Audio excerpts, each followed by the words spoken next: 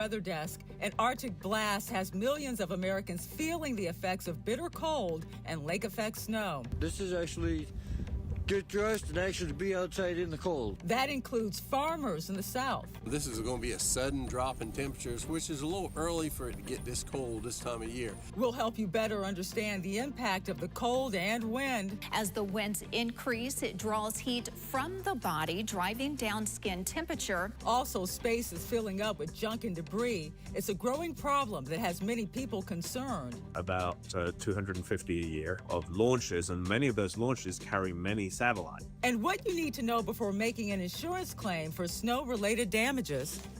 From our nation's capital, this is the National Weather Desk. Good morning and welcome to the National Weather Desk. I'm Angela Brown. The eastern half of the nation is once again shivering under an Arctic blast with bitter cold temperatures stretching all the way to Florida, with other communities seeing intense lake effect snowfall as well. The heaviest snowfall fell across the Great Lakes, including Chicago, Indiana, and Michigan. Many places saw more than a foot. Today, the snow has moved east, so communities in the snow belts of Ohio, New York, Pennsylvania, and northern New England will see snow today. But down south, the story is the bitter cold. Look at some of these morning temperatures right here. It was 19 degrees in Jasper, Alabama. In Charleston, South Carolina, the temps dropped to 33 degrees.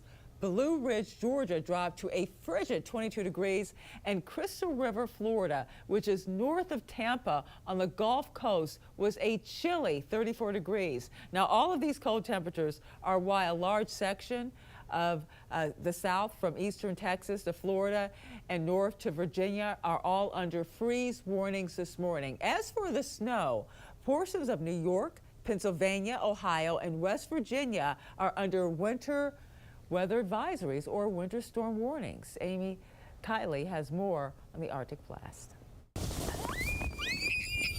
An Arctic blast could bring inches of snow and potentially record-setting cold to parts of the eastern U.S. today. Even Florida could reach historic lows before the polar plunge is done. It's too early. It's not even Thanksgiving yet. Needs to heat back up soon because we're freezing. Some Midwesterners are still digging out after double-digit accumulations in certain areas yesterday. This Wisconsin man says he marks the first snowfall each year by making snow angels in his swim trunks. My stepfather came into my life as a dairy, made me do it, and I've been doing it ever since. For others, the weather means work rather than play. I woke up in my normal time thinking we were just going to get the cold air, but this is totally different. This is actually get dressed and actually be outside in the cold. My wife's over there helping Leslie, and I'm trying to get this running, and I'm gonna go across the street and help them. She's at work. The storm is hitting at the same time as air traffic controller shortages across the country. Chicago's O'Hare Airport reports average delays of more than 5 hours yesterday. I'm exhausted, I am tired, I am mad. I just want to sleep. The first snow of the season made for tough commutes in many cities. Brianna Moreland continues our coverage from Central Illinois. I didn't think they were really prepared because they were still salting at the time I was coming back from work because I worked overnight. So I think they could have done a little better. Emmanuel Ilakwachi says he doesn't think plow crews were ready for this first round of winter weather. But Guy Tridgell with the Illinois Department of Transportation says their crews were prepared and hit the roads overnight, no later than 5 a.m. I think what you saw in this storm in particular was some very intense snow falling for right around the rush hour period. And couple that with high winds, roads that were treated and plowed in just a matter of minutes can appear to be untreated and unplowed. Tridgell says the timing of the snowfall made it especially tough. Thing is, when we do have storms that occur during rush hour, we are stuck in traffic just like everybody else. We're not able to maneuver maybe as effectively as we would have liked. South Carolina farmers are facing frigid temperatures earlier than usual, and it could mean the end of the growing season. As Fallon Mears shows us, preparation makes all the difference. Even for a short time, cold weather makes a difference. A little concerned about a couple of things, both crops and the livestock we have here. It means that pretty well any of our fall crops that we have in the field, like pumpkins, they'll be over and done with. Legree says these pumpkins are fed to the pigs to avoid rotting in the freezing temperatures, but it's hard to cover all plants on a farm. It just takes too much time and labor to cover a lot of them. We just pray and cross our fingers. They pick the jalapeno and banana peppers before losing them to the freeze. Freezing and frost on the grass in our pastures, we'll have to go ahead and start feeding hay earlier, and that costs us a lot more money than it normally would.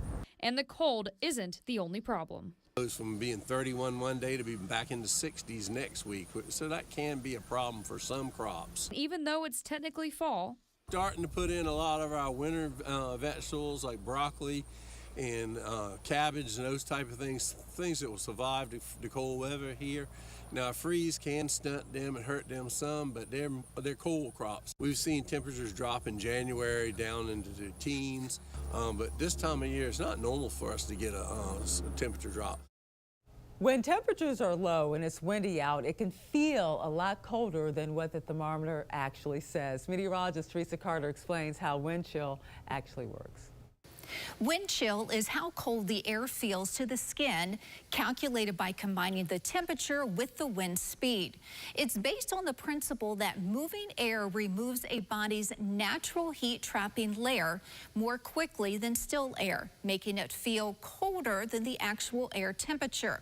Say the temperature is 20 degrees. When the winds are light, it will feel closer to the actual air temperature. As the winds increase, it draws heat from the body, driving down skin temperature and eventually the internal body temperature. Therefore, the wind makes it feel much colder.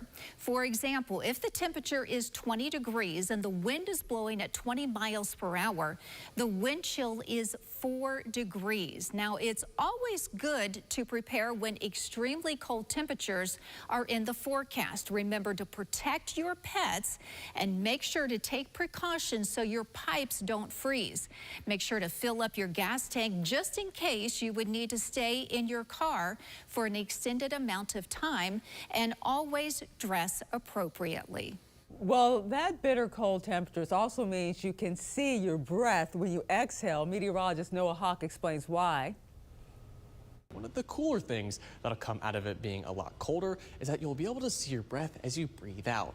But why does that happen? Well, first we need to understand how a cloud forms, because that's essentially what your breath is going to be. Well, first, let's take a look at this water molecule, and as it's within our atmosphere, typically it's in its gaseous form, not its liquid form, and that's known as water vapor. So let's add a few more of those molecules, and when it's a little bit hotter outside, especially during the summer, those water vapor molecules are going to have a lot of energy and move around a whole lot, making it harder for them to form bonds in between them, to hold them together to make that water droplet. But when you start to bring that air temperature down and make things colder, those water vapor molecules are going to slow down, allowing those bonds to form in between them, and they're then finally able to condense into a water droplet. And once you get enough of these to start to condense together, that's when you're able to get your cloud. But why does it happen only when things are cold out, and why does it come out of our mouth? Well, typically, a normal human's body temperature is going to be right about 98 degrees Fahrenheit. Think about it like when you take your temperature at the doctor's, normal is just about 98.6. And within the human mouth, you have a pretty high moisture content, and relative humidity is just about 100%, which is close to needing it to actually form a cloud.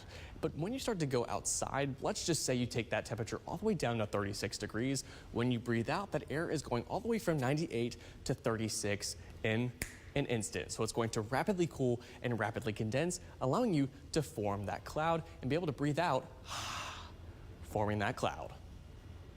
And overseas now, where at least 18 people are dead in the Philippines following a second super typhoon to strike the nation in a week. The storm caused flooding and landslides.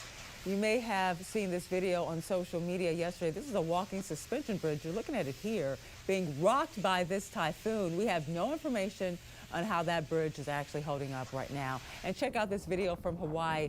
It shows a so-called volcano spinning near the Kilauea volcano during an eruption on Sunday. It forms from the combination of intense heat from the eruption and cooler and stable air. As hot air rises from the volcano, fine volcanic particles start spinning faster, creating the volcano.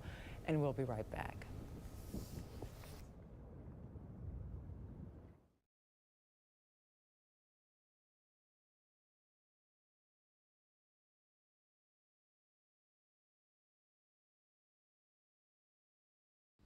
I'm meteorologist Charlie Lopresti with Look at the Northeast. The cold temperatures are the big weather story for a good chunk of the entire country. The Northeast is no exception.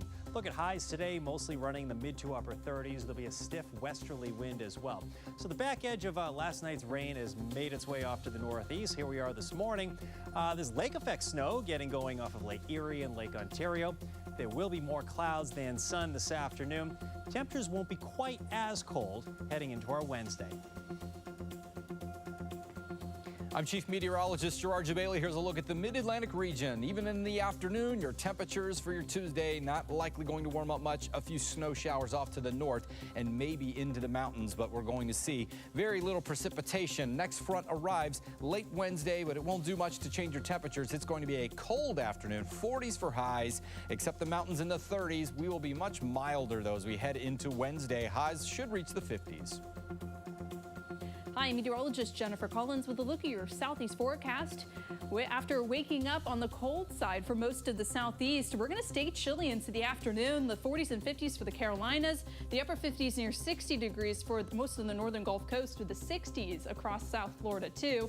High pressure settling in for the middle of the week. This will leave our weather pattern very quiet, mostly sunny sky each day with a chance for a few clouds heading into Wednesday for South Florida.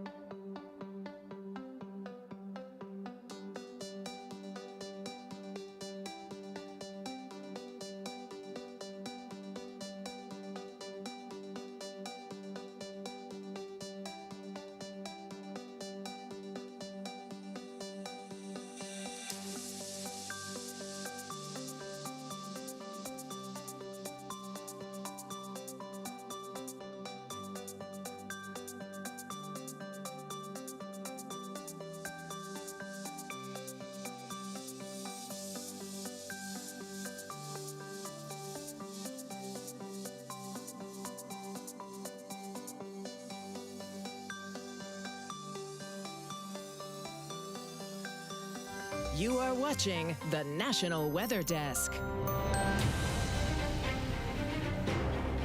Well, we have been talking a lot about snow this morning. When heavy, wet snow falls, it often causes damage. Trees and branches falling on homes or cars can lead to insurance claims. Raylan Lee shares what experts say you need to know before you make that call. If a tree falls on your house and it's on your house, so you know it probably has caused some damage to the structure of it. So that's the kind of claim that you want to file. Now, when it comes to just branches or tree limbs that fall without leaving damage, Johnson says there's no need for a claim. But what about when a tree falls on a neighboring home? If you didn't go outside and cut it down, then that's not your responsibility. It's the responsibility of their insurance company to make sure that that claim is covered and subject to their deductible. Johnson adds everyone must also remember every loss has a deductible, so consider your deductible before filing a claim. When it comes to fallen trees on cars, Johnson says you should have comprehensive coverage. Comprehensive is covering falling items, theft, vandalism, glass breakage, things of that nature.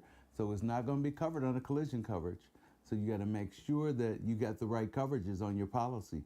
So if you haven't reviewed your coverages lately, now is a good time to make sure you have proper coverage. And with heavy snowfall, Johnson says to also make sure you're keeping your roof clear to avoid heavy pressure from the snow. Get that snow off the roof or even hire a professional to do so. But if you have 6 inches of snow on your roof, and you see cracking in your roof, that's a sign that there's pressure. So you want to make sure you do something about that quickly. Johnson says it's important to do preventative maintenance before winter hits. Make sure to trim tree limbs that are leaning or too close to your home. Well, there are many forms of severe weather that can end up with you reaching out to your insurance company, for example. But what are the main ingredients that help create severe weather conditions? Meteorologist Kit Alexander explains. When it comes to an environment that's conducive for severe weather development, one of the main weather criteria to look at is instability. While surface temperatures are important, it's not enough to determine the atmospheric instability and whether storms will become severe or not. To determine this, meteorologists like to analyze the temperature profile of the atmosphere while going up in altitude, atmospheric moisture, inversions, and the forced lifting of air, usually with a cold front. Just a couple of thoughts on these. An unstable atmosphere usually consists of temperatures that need to fall sufficiently with height. This way, warm pockets of air, almost like balloons, are able to rise freely, eventually condense into clouds.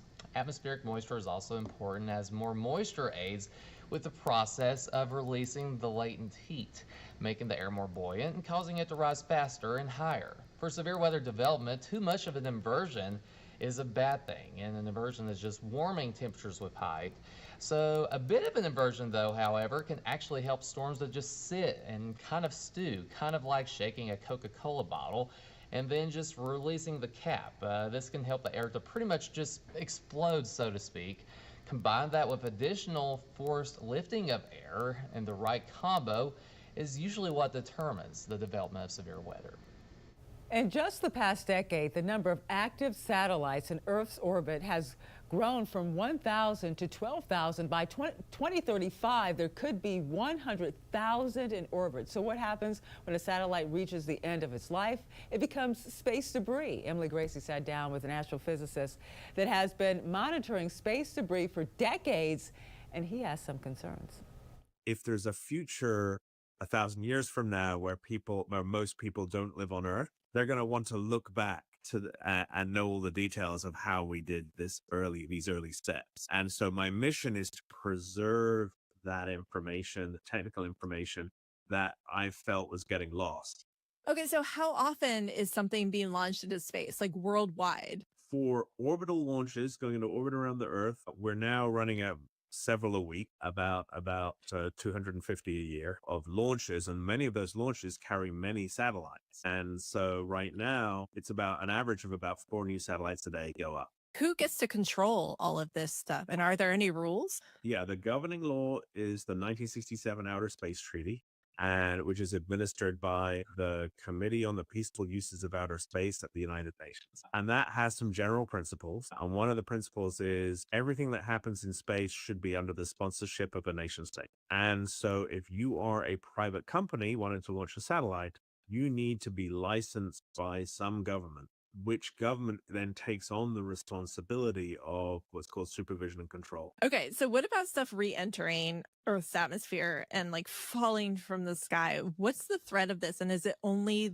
that stuff in that lower orbit that could happen with? Well, or stuff that's in big elliptical orbits. So if you launch a communications satellite to geostationary, the rocket that launches it ends up in this very elliptical orbit that starts off at maybe a couple hundred miles above the Earth, arcs out to 23,000 miles, and then comes back down again. And then the satellite separates, and at the high point, it fires its engine to stay up there at the high point. But the rocket stage is left in circling the Earth every 12 hours in this very big loop. And each time it goes down to the bottom, it feels the atmosphere a bit, its orbit shrinks a little more, shrinks. And so then 10 years later, it can come in and re-enter. And to hear more about space debris, including the impact it could have on aviation travel, check out this week's episode of our podcast, Off the Radar. It's available now wherever you listen to your podcast. For the first time in history, we can see the deployment of a drone inside of a hurricane. This video taken inside Hurricane Melissa was released just last week by Black Swift Technologies. What makes this special is the camera mounted on the launch tube. It allows researchers to get a better look at what's happening near the ocean surface, which is critical to understanding why hurricanes rapidly intensify. Well, tis the season to chunk pumpkins. That's what some high school student teams did in Pennsylvania, gathering to catapult pumpkins with precision and challenge their engineering skills along the way. So it's York County's 12th annual pumpkin chunking event. The students build trebuchets, catapults, anything to be able to launch a pumpkin to 3 different distances, and it's all based on accuracy. It really allows the students to go through the design process from start to finish. So starting at a point of just a design that they research and then getting materials and slowly figuring out through the process that they need to change different things. It's really just a fun event that the students get to work together as a team and understand the safety features of the machines they build. I like the challenge where I have to think of a design on how to throw a pumpkin as far as I can. I like the teamwork of building with my friends. York County as a whole definitely comes together, and we try to get everybody together to kind of work on them and see everybody compete at different levels. It's really cool to see them work together and help each other out as they go along. I like seeing how the other students think. I like seeing their designs and how they approach the challenge. I want to see how I place up against them. And as we go to break, flight high. Let's fly high over Cliff State Park in Wisconsin's Lake Winnebago.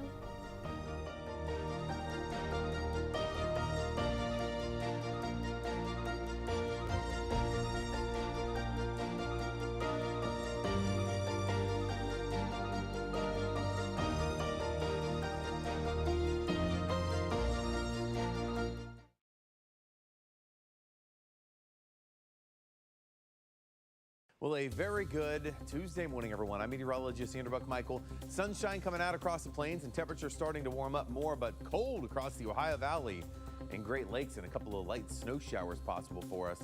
Heading into the day tomorrow, the sunshine's starting to come back out. We continue to see mild temperatures for most of the Midwest for tomorrow. And as we head into your Thursday, warming up even a little bit more for a lot of the Midwest. Hi, meteorologist Chris Suchan. Look at our forecast across the region where it has been a very cool day. In fact, you see some snow flurries, snow showers, Tennessee and the Georgia, just outside of our region. Now, we'll start off Tuesday pretty cold in Texas and Louisiana, Arkansas, in some cases below freezing with some patches of a little bit of frost possible. Notice the afternoon, it is a sunny day, a little breezy. And temperatures, they remain very comfortable and refreshing with highs 60s and 70s across the region. Well, hi there and good Tuesday morning to you. Happy Veterans Day and thank you for all who served. We are talking about quiet weather for much of the West. All the action certainly back out to the Northeast with that big winter storm plowing from the Great Lakes out toward New York City. Temperatures today warm in Phoenix at 87, nice enough in Vegas at 79, a drier Tuesday afternoon through the PNW from Seattle to Portland, Spokane to Boise. And that's the scene from here.